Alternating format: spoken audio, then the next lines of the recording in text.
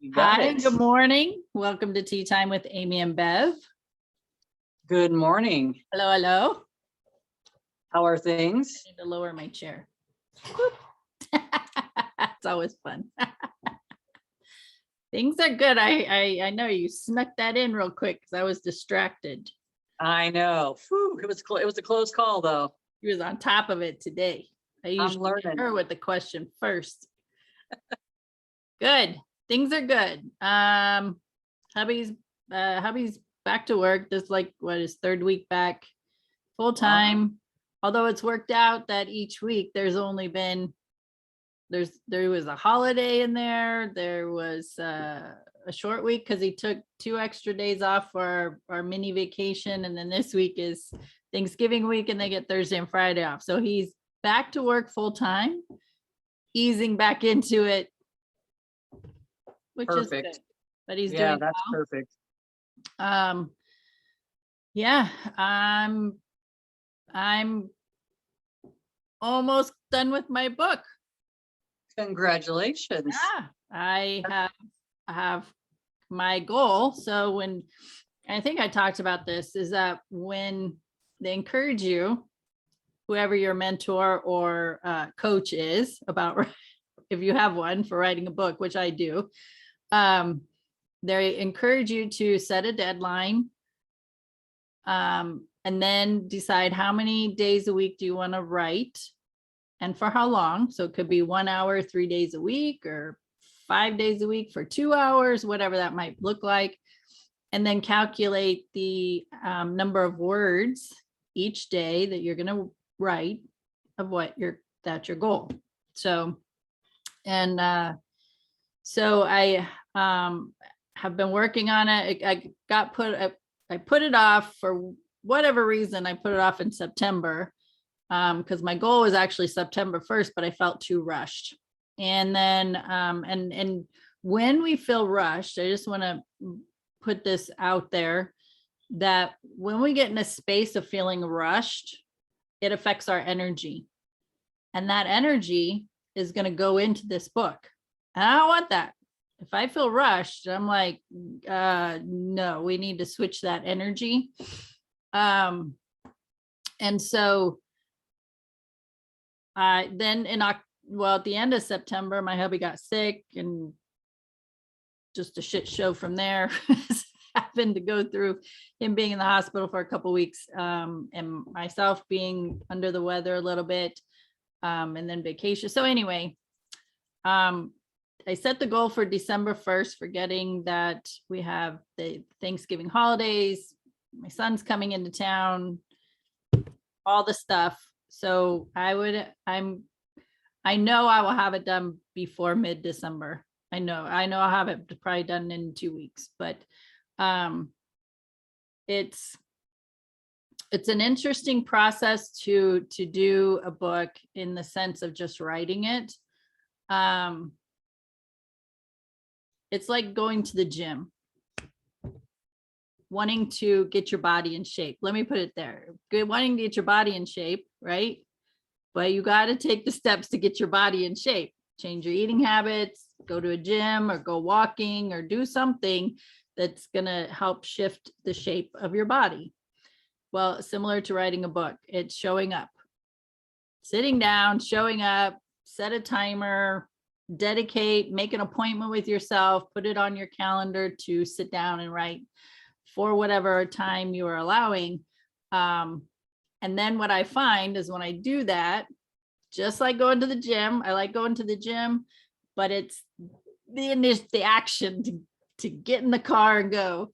That once I get there and I do it, I feel great. Once I start writing, that flow, it opens up that creativity and that flow of information to come through spiritual guidance. And then like when my hour is up, I still want to keep writing because it's coming to me, right? So then that's a fun process. And so the more I stay in that space of creativity and allowing the flow of spiritual guidance, that energy will go into the book. And that's what I want people to receive, is I'm speaking from my heart, I'm speaking from my wisdom, and I'm bringing the energy of spirit into it. And so that will contribute more to a successful book. Absolutely. So like you said, if you were in a rush, if I was reading your book and you wrote this in a rush, I'm going to feel like I'm in a hurry. I'm feeling uncomfortable. I may not read the book, or I may just rush through it as fast as I possibly can. Right. And most of us don't seem to realize that. I'm learning it. I'm learning it on so many levels. There's so much music. It's something I've recognized recently. It's so much music I've been listening to it. And it could be on my Christian music or, any of that stuff. Sometimes it just doesn't feel good. And it's like being aware of, I could be getting, a lot of times when I listen to music, I'm getting ready for the day or taking a shower or whatever. But it's like being aware of where your thoughts start wandering when you're listening to this music. Like, are your thoughts wandering to fear-based information or, thoughts that are coming forward? Are you in a fear-based? Are you in a jealous space? Are you in a lack, whatever it is that feels uncomfortable? Are you in that space all of a sudden? Like, cause I'll be in a good mood and all of a sudden I turn on music recently that I've considered always good music, but it's not feeling right. Yeah. And then I start recognizing that that's what it is. And it's like, so this morning I'm just listening to, 528 hertz or whatever I was listening to, and it just felt so much better. It just makes me feel more loving, but that's that awareness. And nobody has it until you do. You know what I mean? I didn't have it until I did. If you're busy all the time, you don't notice it. It's like your husband's so much of a benefit to have these opportunities to go back to work at the time you did and still have that time off, because we don't always give ourselves the time and we slam ourselves right back into the job again and doing Right. constantly and not being in that space of rest, because a lot of us hadn't realized, and I have now, the rest is important. I'm talking to a friend yesterday and she's like feeling like she's got to do something. Like she's like, well, I just needed to talk to you and kind of bounce something off of you. And she says, I'm thinking about this business, but I'm hearing her words and I'm feeling her energy. And it's like, she doesn't want to do it. It's like, I can tell you're only doing this because you feel like you've got to be doing something. You feel like you've got to, contribute something. And that's not how you contribute. She's a wonderful mother and she loves being at home with the kids and raising the kids and everything like that. That's huge. So it's like, if you can do it, which I think that we all can, it's just a matter of you just kind of prioritize differently. You just kind of look at things differently and things always work out. But it's just being in that space of energy. And I've been there too. I'm even saying I'm not even sure what I'm going to be doing once I do quit massage. And Freeman's in the background. He's like, exactly what you're doing right now. That's what we do. We help each other. We help each other to move each other forward. We listen. Yep. And I like that because that's why people go to you as a massage therapist, but they also know your coaching skills. Come to me for coaching and guidance, or you get another mentor, or you join a mastermind. Because when like Bev and I, when we're talking to each other, just like everybody else, we can get those blinders on and we're not seeing those average of 7 solutions. We're only seeing 1 or 2. And when you're talking about it, like with Bev and I, with each other or with other people, we're not just listening to what your issue is. We're listening to the verbiage you use, your energy that's behind it, how you feel. Like there are other indicators of the conversation. And so we're taking this whole package in and we're like, okay, well, how do you feel about it? Because not many people give attention to how they feel about things. She's just recognizing that in order to prove her worthiness, she needs to be doing something. Do you know what it's like being a full-time mother? Holy hell. And if that's not enough, you got to add a career and then the all the stuff that goes along with that. It's like, maybe your doing is being. Exactly. Right? It's just being. Like, sit, see that chair right there? Right there. Yeah. Sit, just sit. and be, just breathe and be right here, right now.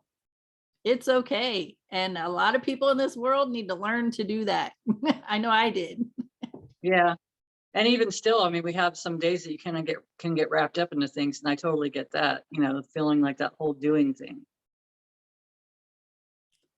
Yep. So And it's it's just important. proving worthiness, really. It is. And she realized that, but it's also at the same time, I'm not hearing the passion. It's like, you wouldn't be that's the thing that a lot of us don't recognize, that we don't know what our passions are. But when you're arguing why you should go, I should just go do this because I do good, people like it, this conversation. And it's like, yeah, but if it was your passion, you wouldn't be worried about the kids or being home with the kids or any of that stuff. Your passion's going to pull you. You're going to go in a direction that you don't have control over. It doesn't, to me, you don't want to control it. It just flows. Everything just is perfect. That just means he hadn't found it yet. I said, this is just part of what you're starting, this is part of everything that you're going to do in the future. It's not going to be one thing. So it's like locking yourself into a business or any of this other stuff. Like, really think about it. Cause it doesn't, from where I'm standing, it didn't sound like that was really what was in her heart's desire to do. And a way to shift that is, okay, I feel like I need to start this business because I need to do something, right? Well, we know that doesn't feel good. Like that's energy that's going to affect the business. If she had shifts her mindset in the creativity and the fun and the joy of having this business, then it will flourish. Yeah. But it's still not her passion. So if it's not your passion, why make yourself go do something that's not your passion? Right. Well, She I was mean, talking if she into was it. in that space of the passion, of the Yeah, of totally. being enjoying it, of being in service to whatever her niche is, all of that stuff, then her business will be successful. But when you're walking into it with I need to do this to do it, people enjoy, like, I have no energy in it, there's no energy in the business. Exactly. And then you're drained afterwards, right? Yeah. Would you say? I said, then you're drained afterwards. That's just like if it wasn't your passion to coach people, you would just go into it, do it. It's like I was telling her, we give our energy, then we're giving our energy away, trying to make something work. Then we're exhausted afterwards. We're not in that space of flow, because when we're in that space of flow in our passions and it's something that we love doing, it just flows right through us. It's not something that takes from us. We actually gain from it just as much as the person gains from it. Yep. Which is awesome. But yeah, I totally get what you're saying with her. And so if you show up for a massage with Bev and Bev's like, got to do another massage, and she's just like, whatever, I'm just doing this for the money, that client is going to feel her energy, and guaranteed that if they were smart, they would not come back, right? Yeah. And even in those, and you've recognized those moments, those days where you're just like, yeah, my energy is not good today, I need to reschedule my clients. Yeah. You recognize it because you are taking that responsibility of not bringing that to their environment, to the environment that they're coming for some kind of reprieve or healing or nurturing. And then they feel this crappy energy for you. Like, that's not a fair exchange. It's not. But so it boils down to, is this the same thing as you were saying, how when we're doing anything, whatever we're doing, just being aware of how we're feeling about it and not making ourselves do something. And I think that's huge, for you to recognize how you feel and then be like, yeah, I'm going to wait a little bit. And then by setting goals, it's like setting intentions. You were setting intentions all along the way that this was going to happen. And then once you got into that flow, I love how you said that sometimes, basically the way I heard it is sometimes you sit down and you don't really know what you're going to write or anything like that. But then as you start writing, it just flows through you. And I had a client that she'll write like a journal. She only journals 2 days a week on the weekend when she's off, but she'll write about her week. And sometimes she doesn't write about her week. Sometimes she writes about how she thinks it should be, or because I'm like, so you always just know what you're going to write as soon as you sit down? And she's like, no. I don't, but she says, I feel so good after that. And she says, I see the stuff that I'm writing, and it's like, it's such a, there's so much creativity in the whole process. Even for her, it even gives, it's like when we talk to each other, we get a different perspective on maybe, we kind of bounce things off of each other, what we're thinking or how we're feeling. And it's just, she's getting that same thing out of that notebook. She noticed that she's been more communicative with her sister that she doesn't normally ever talk to. She's been more family. Normally she would just go to work and then she shuts down on the weekends, or she might go out and do some hikes or whatever. But it's like that. Normally that's what she does. But she said, I've noticed a difference. And I said, it's because you're communicating with yourself. Like, you're having these conversations with yourself. It's so important. We don't realize, many people don't realize how important it is to love yourself, because that helps love others and it helps others to love you. It's like there's so hating on people, or if you're judging yourself all the time, what you're doing, you're going to be judged, or you're going to put yourself in a place where you're judging others. It's like, it's just such a simple thing, so simple, and it's just changing the way you're thinking, right? We've talked about that a lot, and it's just putting new information in, getting new tools. It's just learning how to be different from what you're familiar with, because my old ways were not working. Right. They weren't. And still, like, it still will pop up, but it's like I talk about it more often. I'm not something, before I would stifle the feelings and feel all those feelings. And it's like, it's a story, and that's really all it is. I could be like, Freeman, this is a story I'm telling myself, because it's like, I know that I don't think it's true, but this is where I'm at right this second. You know what I mean? This is how I feel right this second. So it's being aware of the stories you're telling yourself. Yep. And right now I'm writing about empowerment in my book. Okay. And it goes along with, you read, how many books can you guess you have read about self-improvement or personal development or spiritual? How many books? Guesstimate over the last 10 years. I don't know, maybe 20. I mean, I wouldn't say it's too high, because I was against a lot of that stuff. And you would loaned me 2 books. I got 2 books to give back to you. And I haven't even freaking read them. Or maybe I give you back the Queen thing. And it's like, I just didn't have a pull to it. But yes, I hear what you're saying. I read probably at least 100. Yeah. Okay. In a 10-year span. And the thing was, I was reading the books. Personal development, right, is going to help me improve myself and improve my life. Not necessarily improve myself, but improve my life. There's a difference, right? So reading the books was great, but I wasn't doing the work.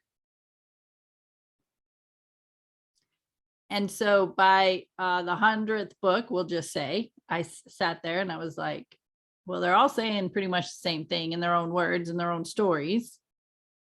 The outcome's pretty much the same that they're saying, right? what they're giving the idea of. So what's the issue? Why isn't my life improving? Well, I'm not doing the work that they're suggesting, the tools, the techniques, all of it. And meditation being one of them that I refused for a very long time, which was to just be with myself. So what I was doing is putting the power in the author's hands to make my life better.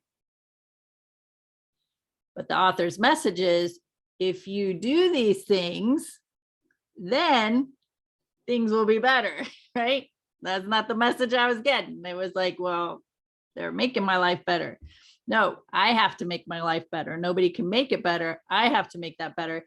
And that is the empowerment. That is being empowered, that I take the reins and go, this will work, or at least try it, right? Journaling, give it a go. If I don't like it, what's the other tool? Meditating. Okay, well, we know I refused that for a very long time, but eventually I did it because it made sense after I read 100 books about it. right? So trying the different techniques, give it a go. See, okay, do I like the writing? When maybe I don't like the idea of having to sit down and write, but once I do it, just like going to the gym, it feels amazing because I'm getting all that shit from here, from my body, from my head, from the heaviness in my heart, the stress in my body, taking it and putting it outside of myself on paper. Well, yeah, that feels a lot better than just keep stuffing things into this body that's going to eventually get sassy. That's the best word I can come up with right now. Your body's going to get sassy on you. And so implementing the tools and techniques that are being offered, no different than when Bev and I come every week and talk, that we're bringing information to you to say, well, see if this works, or see if that works, or listen to this person, or read this book. We are empowering you with information. Self-empowerment comes from implementation. We can't make you do it, nor can any author or teacher or speaker. No, it doesn't matter the amount of webinars or seminars that you attend. Until you implement it, you are leaving your healing in the hands of other people.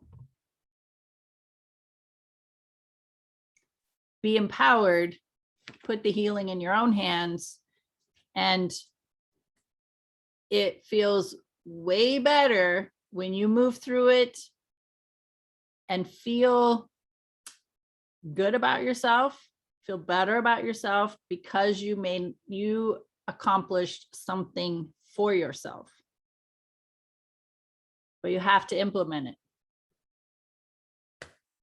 It's true. And I would just say, go ahead. No, I was gonna say, and that's what I'm writing about right now. Which is awesome. And it's like, you kind of know, when, like, if you're watching a webinar or you're listening, you're like, oh, that sounds like a good idea. And then if you don't start doing it like pretty quick, because if it felt good, like a good idea, that felt good, when we start talking ourselves out of it with our minds. Yep.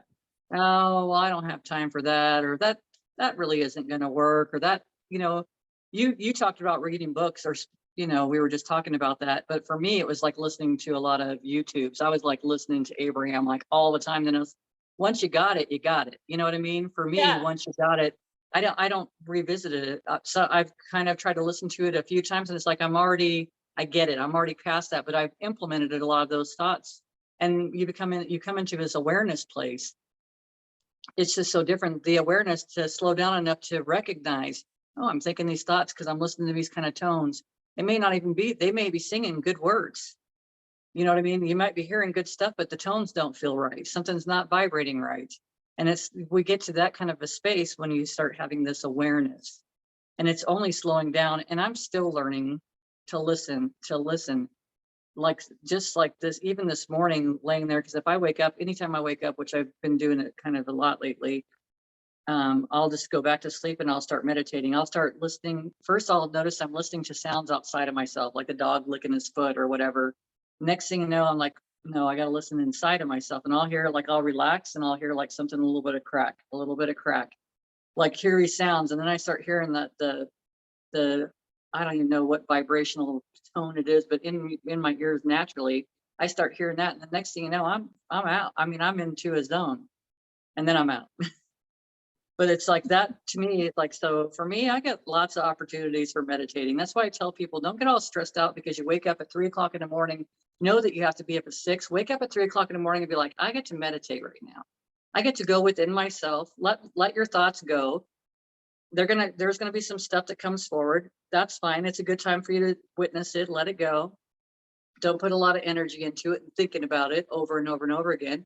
But then you just start going to the spots in the body. That's where we've talked about, if my hip's hurting or if my neck's hurting or whatever, I just go to that spot, and within a couple of seconds, these days, it just seems like it's gone. Like it just needed to be Heard. seen. Yeah, and heard. Exactly. But it just needed me to witness it. And when I asked for changes to be, I asked to witness it at the same time. I might ask to maybe I want to refine my clarity or recalibrate myself or whatever it is. But then I'm like, okay, show me, because I want to feel it. I want to see it. So it's like there's just different things that I do as far as like the meditation, the relaxation. We've talked about yoga. Yoga's been, which I haven't done it this week, but it's like it's been so huge. Like it's more than you think. And then I'm listening to TikTok and they're talking about, getting into these stretches and how much we keep in our hips. Like, and it's not just women, it's men too, but how much everything that we've stored in that area. Because, well, we've got our foundations and the sexual stuff, whatever stuff that's been done to the person. It's like all these things that have happened in those lower three chakras as a child. So there's so much stuff that's happened in your life, and it's some of it's not, maybe not bad, but it's the way you perceived it. So it's like all that stuff, it can do such a huge benefit for anybody to get some stretching in, whether it's yoga or not. It's just getting into good stretching of the hips and stuff. And I know, because those areas for me are not as, they're just not as flexible. So it's like I could use more of the movement for sure. And then recognizing, gosh, I was even recognizing when I'm laying there, I'm like, I'll go through, I think you might have told me this, like I'm relaxing my feet, I'm relaxing my ankles. Then I come up through the whole body. And for me, when I hit the back, I'm like trying to go through muscles, like, okay, I'm relaxing this, my spine's relaxed. And it's like sometimes I'll hear a crack, or sometimes I just like all of a sudden notice that my shoulders lay back differently, or I was holding tension in between my shoulder blades while I'm laying in bed. It's like, how can you possibly do that? I don't know. I've been doing it. How can my ears be, or my shoulders be up around my ears when I'm laying in bed? I have to tell myself to relax. Yeah. So, and what I was hearing is a lot of that comes from the hip area, because you're activating fight or flight like all the time. You live in that space all the time. You don't even realize it. So by stretching it and opening it up, you start releasing that. You start letting the body know it's okay for me not to be in fight or flight anymore. Yeah. And like you said, the hip area, that root chakra, that's where we talked about that, was it last week or the week before, what is that foundation. And if your foundation is rocked, then it affects the whole stream of chakras, and the emotional damage, the traumas, it all holds right in there. And the relaxation, absolutely. We live at a time where we are on hyper speed all the freaking time. Our mind is constantly going. Part of it is the stories we're telling ourselves from the past, the future stuff that creates anxiety that's probably not going to happen anyway. And then all our to-do lists and everything that we're storing in our head, and our head is just like, you can only blow up a balloon so much before it bursts, right? And with all of that, the way our mind is racing all the time with all these thoughts, then our body's stressed, and it feels like a natural state of being in that stressful state.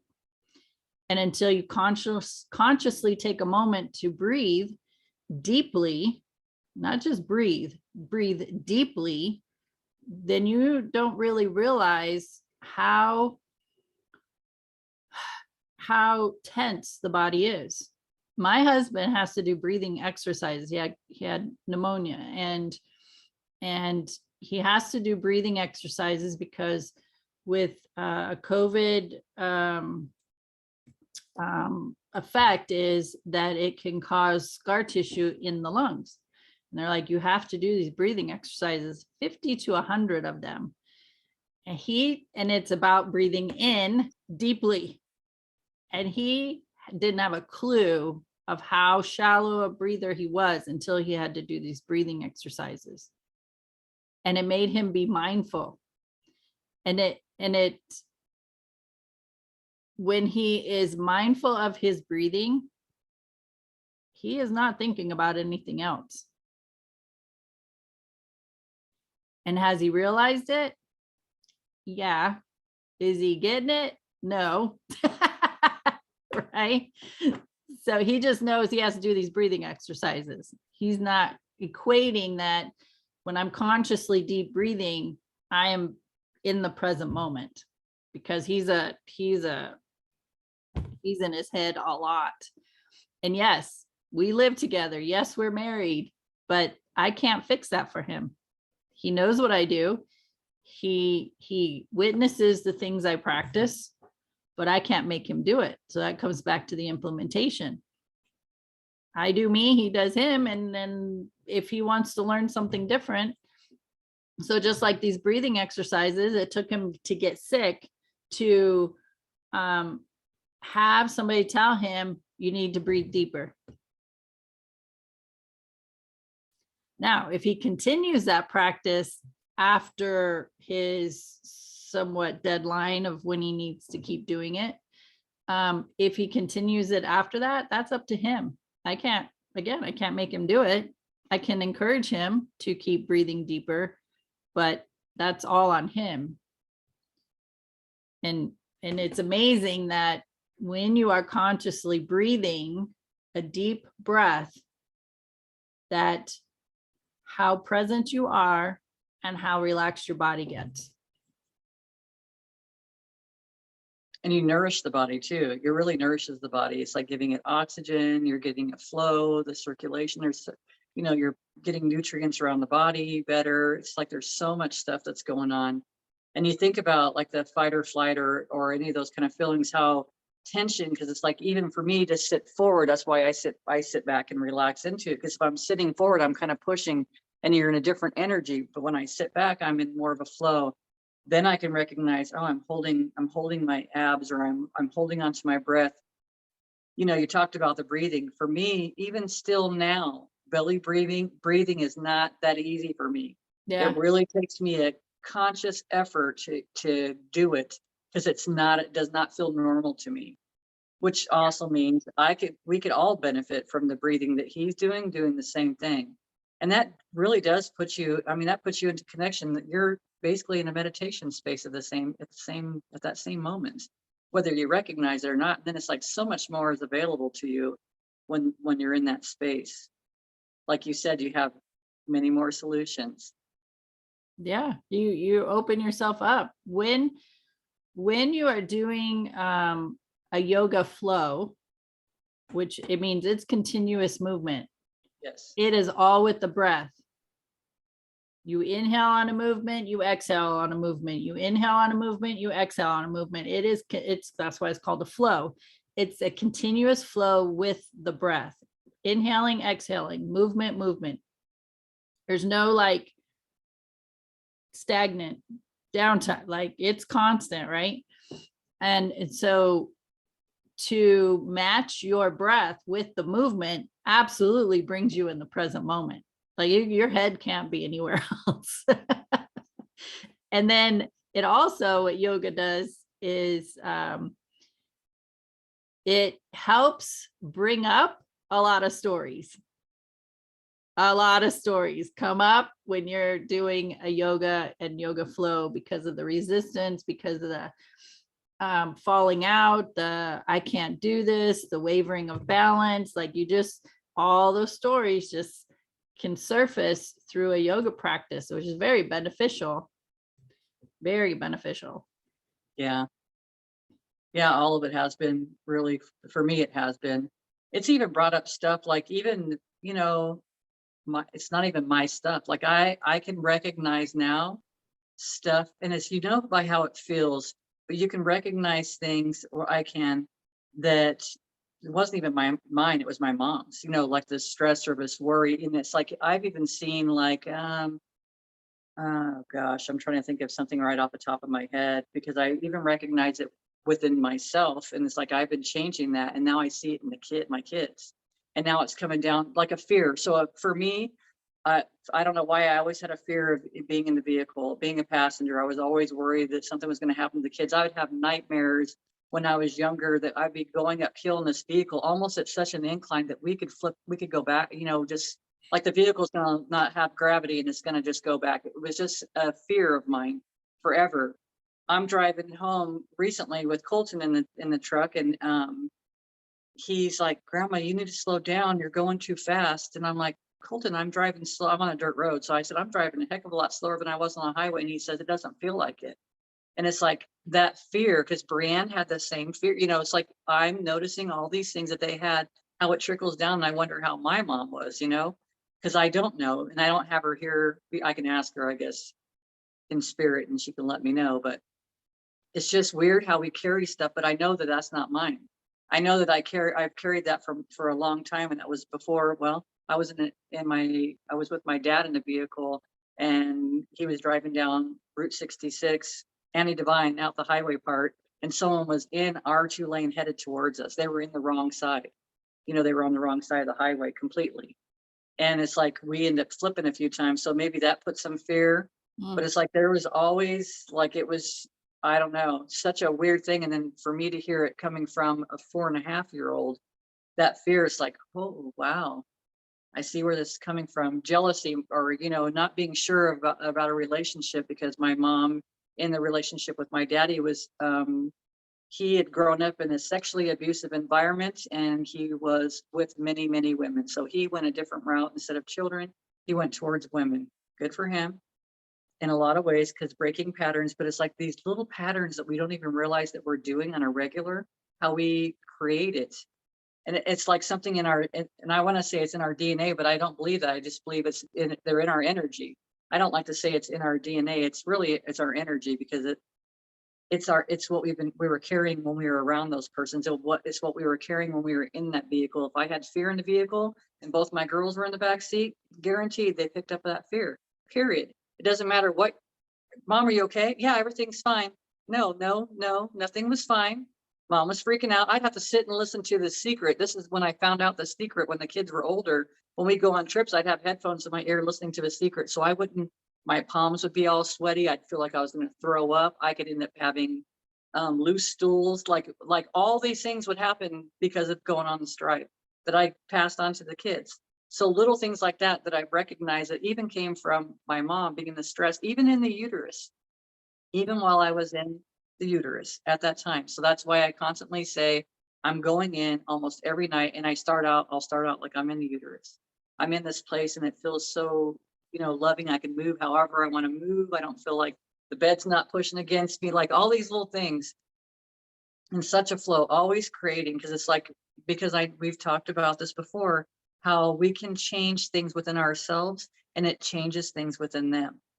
And then, like you're saying, even with your husband, you can present all the tools you want to all day long, and he might even think some of them are a good idea, but if you don't implement it, it doesn't change. Nothing changes. And it's like I offer up stuff all the time. The grandbabies want to be with me all the time. They'll pick me over moms a lot of the times. And it's like, that's like, well, it shouldn't be that way. Well, then I was just told recently, well, it's that way because their energy is different than your energy. My energy is more, it's easier to be in. They're not being judged, or not saying that the kids are judging, but they're not being pushed in any direction one way or the other. I have expectations, and it's like, if this is the way, we'll talk about a lot of this stuff, but it's different. There's not a yelling, which I yelled a lot when the kids were little. There's not, I just don't do that anymore, because I learned new tools. It's not because my kids didn't matter. It's because I didn't have those tools growing up. So it's just like all these things, what do I want to implement? And it's just having the desire of not wanting to be the same that you are right now, like not wanting to feel this way anymore. I don't want to feel like this anymore. It could have been the driving thing. I don't want to feel like this anymore. And it's kind of been creeping up on me a little bit lately. If I've been a passenger in a vehicle, there's a little bit of that. And it's like, I have to remember everything's fine. I'm here as long as I'm supposed to be here, honestly. And if it's my time, I'm going out however I go out. However I chose, I guess, before I got here. I was just thinking that when you were talking too, because my husband drives, I have to look away. I have to look out the side window sometimes. Makes me a little nervous. Yeah. And I just remember, I remind myself, I'm like, okay, well, what if we did get in an accident? What is the biggest fear, right? Yeah. The car's destroyed or got a ding. I mean, it could be a ding, it could be totaled. Could be, right? It depends on the story I'm telling myself. It could be that we get whiplash, or it could be we end up in the hospital. It could be that one of us transitions, one of us stays on the planet. Like, they're all stories, and who knows how any of them are going to turn out until it happens, if it ever happens. And the fact, I mean, is it pain in the ass to deal with getting a new vehicle or getting repairs? Yeah. Dealing with insurance, maybe. I mean, it just depends on perspective. It depends on your belief system. It depends on your faith. Like calling an Archangel Michael. He's with me. I'm safe. I'm protected. I also know everything's going to happen for my highest and greatest good. Right. So it could be, it could suck dealing with the insurance company or buying a new vehicle, but it could also be an amazing experience and meet new people and fun picking out something new and fresh. It's perspective. And then ultimately, most of us fear death. Well, what if I believe, which I do, in everything that you and I have talked about over this past year and a half on this podcast, is that I'm spirit and body. And when my spirit is done on this planet, it is going to leave. End of story. I don't know when that's going to be. And in any case, I'm going to be okay. If I transition back into spirit, I'm okay. If I stay in the physical body, I'm meant to be here, and whatever experiences I'm supposed to have after that accident, I'm going to be okay. Right? Because I have this spiritual team helping me and guiding me.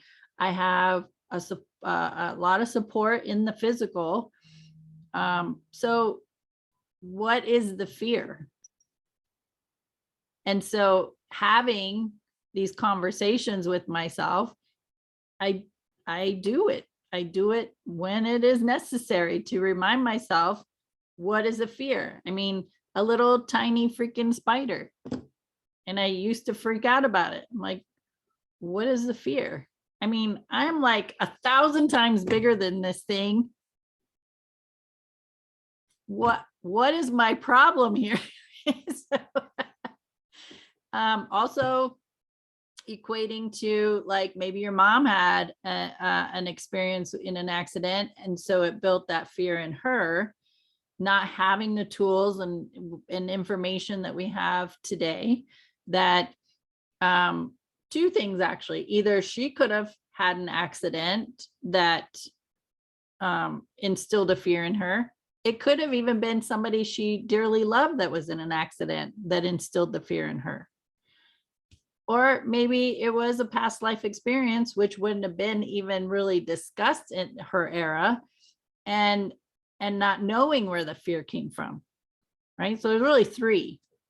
Either she was in an accident, a loved one was in an accident, or past life accident. So she carried that energy of the fear of being in an accident. And then here comes Bev, and Bev's in her mom's energy, and her mom's energy is saying, we need to be fearful of accidents, being in accidents. And Bev, fresh out of the womb or still in the womb, clear, clean energy, not like, okay, we got to be scared of accidents. Mom's energy says. Isn't that funny? Thing, but it is, but I've got a couple things to say to that. So she did witness an accident. I think it was on the highway, because she lived in California. A man was hit and he was actually decapitated. So she witnessed that happening. There you go. Also, when yeah, exactly. And when she was little, I don't know how old she was when her sister, because her sister was crawling around. The car had fallen on her. I think she was probably like 1.5, 2 years old, her sister. And they got her in the car and rushed off to an ambulance, rushed off to the hospital while they ran out of gas. And her sister passed away. So there are big things that she would have experienced for sure. Of course, I get goosebumps on that. I mean, I know those were experiences, but those are what, carries, that energy carries on. And it's just to be aware. And when you're saying all that stuff, what's happening when we're doing that? We're robbing ourselves of being right now. Yep. We're robbing ourselves of witnessing the beauty outside, or robbing myself of being able to enjoy those trips with the kids and laughing and having a good time instead of being stressed out, tension. There was so much tension. And at the same time, we go back to the same thing. It's not, you're in that fight or flight. You're all like bunched up, like all your muscles. You've done a technique where you've talked about holding all your muscles tight, and then you all of a sudden let it go. It just like, it feels like a relief, but you got to pay attention to your body. Right. because that exact same thing, because like this technique comes up to my mind when I'm laying in bed, and it's like all of a sudden it relaxes between my shoulders, or it relaxes in my neck, and I'm like, good Lord, I didn't realize I was holding, I just didn't realize I was in that space. But we won't until we slow down enough to pay attention, till we start looking into ourselves.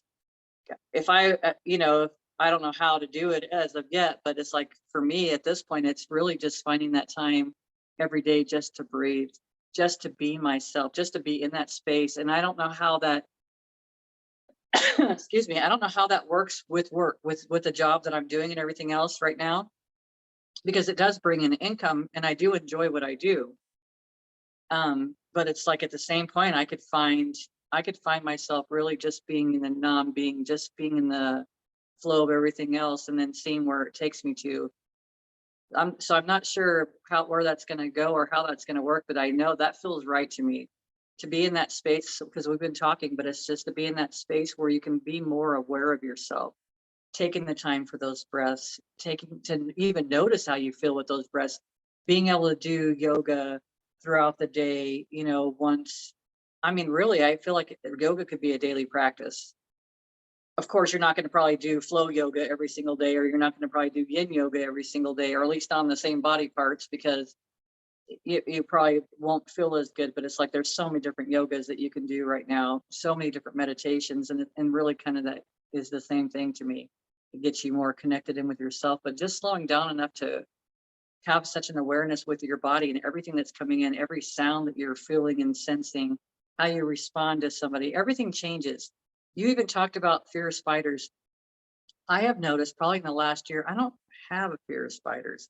Personally, I love the little tiny jumping spiders. They are the cutest things on the planet. They have like these little faces on their back. Yeah, and they're compact and jump around. I have an awareness of them. Usually if I find one, even at the office, I'll collect it and then, put it in with a piece of paper and into a cup and take it outside.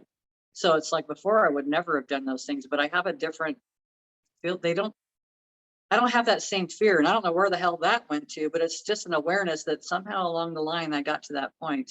I don't have a fear of the bees, because I give them sugar water every day. If I'm outside and I haven't given them any sugar water all day long, they'll be flying around me. They're like, I'm telling you, flying in my face, getting up close to my ear, like they're like trying, like, I'm talking to you, you're not listening, so I don't see the sugar water.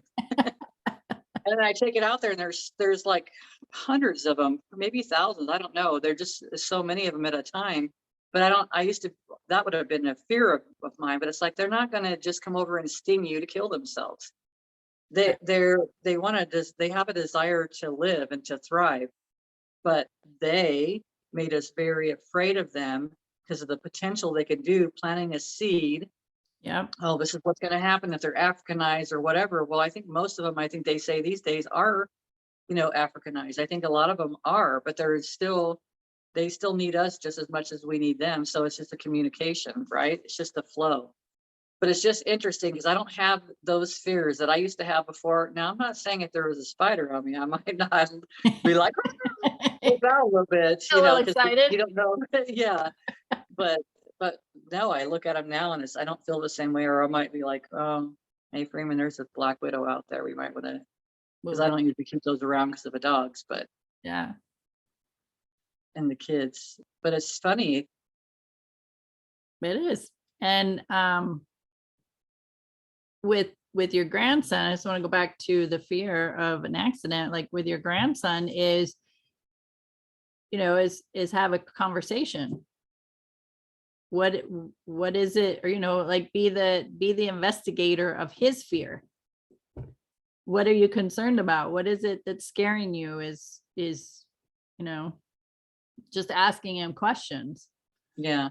And help him navigate what he is sensing.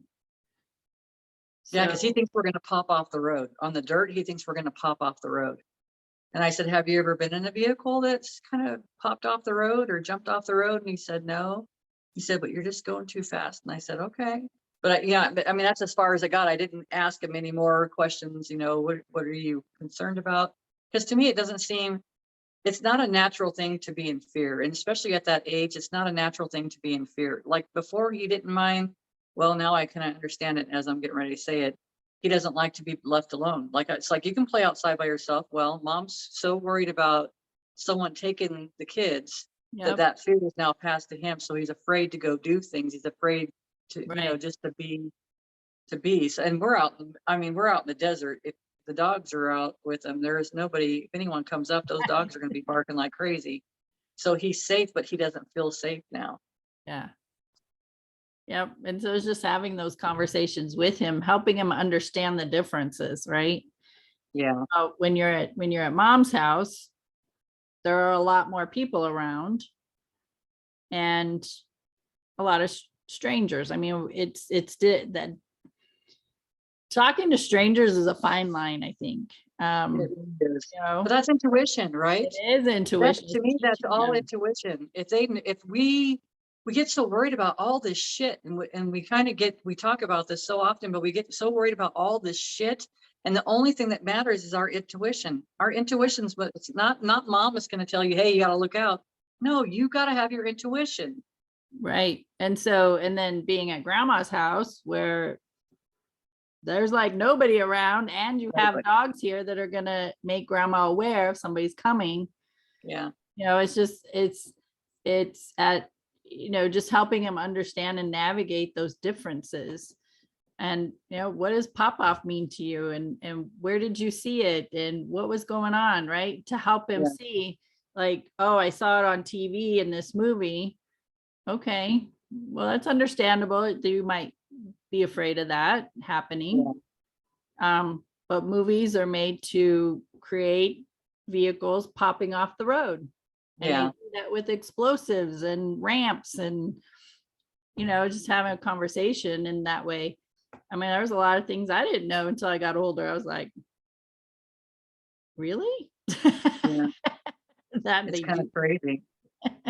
to make us believe in these things, you know. And so Oh, yeah. one comment my son made not too long ago, he goes, you know, when I was younger, I thought the adults all had it figured out and they knew what they were doing. And, you know, it's all this crap, right? I wanted to laugh like that to him, but I didn't. I listened. He goes, but when I became an adult and realized the adults are still, they're just people trying to figure things out. It gave him a whole different perspective. Yeah. You Yeah. know? 'Cause we don't know. So I just want to come back around to that. You know, you mentioned breaking the pattern. We have to do that by empowering ourselves and implementing the tools that we are being presented with to make the changes that are beneficial in living a better life. And we can only do that on an individual basis, because on an individual basis, as we do that, we are collectively affecting everyone on an energetic basis. It's true. It's a lot of stuff. You wanted to talk about saging. So Oh, I'm just going to break this cycle here and let Bev talk about saging for a second. all I was going to say is that two of the things I like to put together is just like a white sage and a juniper berry. So many people have juniper berries growing, a juniper berry tree growing in their yard, and they have the little blue seeds on them. Well, you take it, or they start turning purple as they've been sitting out in the sun long enough to, or even a white. You take a little bit of a knife onto a hard surface and kind of tap on them. The husk comes off the outside and the seeds on the inside. You can do whatever you want to do with the seeds. You know, set them aside, throw them in your yard, whatever you want to do with them. But it's like the husk, burning it with your sage is such a gentle, sweet smell. And if you do some research on it, it does talk about cleansing and clearing and stuff. But it goes along with intention. Anything you do, if you're setting goals, if you're, you know, all that stuff is putting the intention into it. And you know what feels good, guiding yourself. But this stuff, it even, for me, I always used to burn sage and sweetgrass because I love the smell of sweetgrass. Yeah, it smells good. It does. But this even smells better. To me, this is such a light, gentle flavor. It even changes, because sometimes sage can be a little bit harsh, and this softens it. So it's like the sage is the, you know, it cleanses, clears, but the sweet smell of a juniper berry is bringing in the positive. It's like you've talked about before, we change things within ourselves. If I take this out of myself, I got to put something good into it, in its place, you know. That's the same thing, it's the same concept. And that's just a belief. You just take whatever resonates with you. For me, it makes me feel better. I've had visions where I've been being saged by an old native woman sitting in a circle, and there's like so much sage, like so much smoke around me that's going on. It was just crazy. And then once the smoke cleared, I saw all these people sitting around in a circle, sitting on the ground. And it was like crazy thing. But it's like for me, sage kind of, it resonates. It feels good for me. Awesome. Yeah. All right. So get yourself empowered, implement the tools, sage your shit. It helps. Get saged. Clear your spaces. Don't have a bunch of crap sitting around because that holds energy. You just get trapped energy. If it doesn't make you feel good walking into the space, change the space. Right. Right. Same thing here. If it doesn't feel good Absolutely. inside of here, you gotta make some changes. And the only person that can do it is you. We can Right. have a million ideas. You can grasp a hold of one of them and it's gonna make a difference. Break the pattern. Yeah, breathing. That to me, the breathing thing that you said today, that's a benefit for everybody. Yep. Awesome. Well, my friend, I think I have people around my house because I have some work that's going to be done. So I want to thank everyone for being here with us, whether live or if you're watching the replay, and also sharing this with your friends and family who could benefit from hearing from our words of wisdom. So you can find us here on YouTube, Spreaker, Spotify, iHeartRadio, Google Podcast, Podcast Addict. And yeah, Tea Time with Amie and Bev. We come every week. We record on Tuesdays and release out into the world our vulnerability to the world on Thursdays. Make a magical week. Make it That's a what I magical got. week. Happy Thanksgiving, because when this is Not yet. released, it'll be Thanksgiving. So we wish you a happy Thanksgiving. May you have a wonderful time with whoever you intend to spend it with, friends, family, by yourself. Just remember to create your gratitude list and focus on that more. Yes. All right, my Awesome. friends. We'll see you next time.